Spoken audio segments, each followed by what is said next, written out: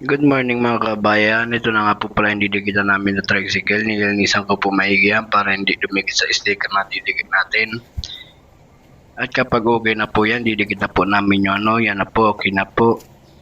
At ito na nga po, piniprint na yung didikit na sticker sa likod ng tricycle at sa harap. Ayan na po, tapos na po yung print natin. Ready na po, didikit na po natin. Napinasiid ko na po yung logo ko dyan.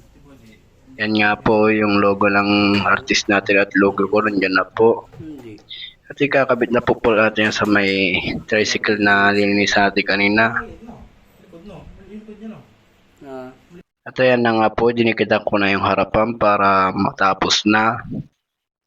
Ako na nga po ang nagtapos ng harap, binlower ko para madikit po maigi. Nahirapan nga po ako dyan kasi mayroong bakal sa harapan na nakaharang. Ayan nga po.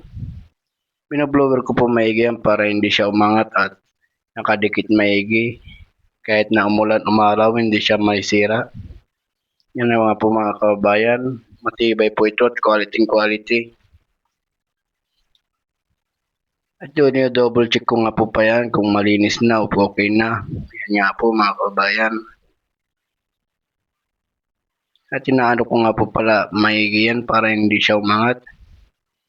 Yan po, sinisiksik ko maigi. Mahirapan po kanya kasi marami.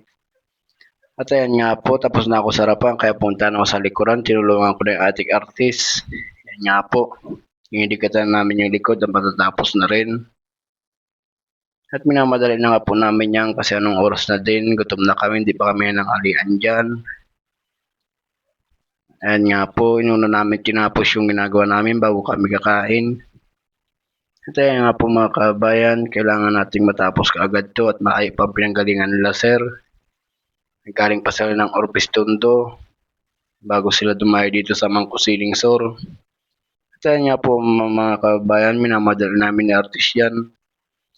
Pinipinis namin yung talagang quality ang gawa.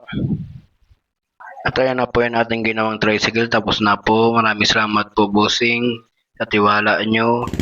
Ingat po kayo bossing sa pagmamaneho at sa pagbiyahe nyo pa uwi. Thank you po hanggang muli bossing. Salamat po. God bless po sa inyo.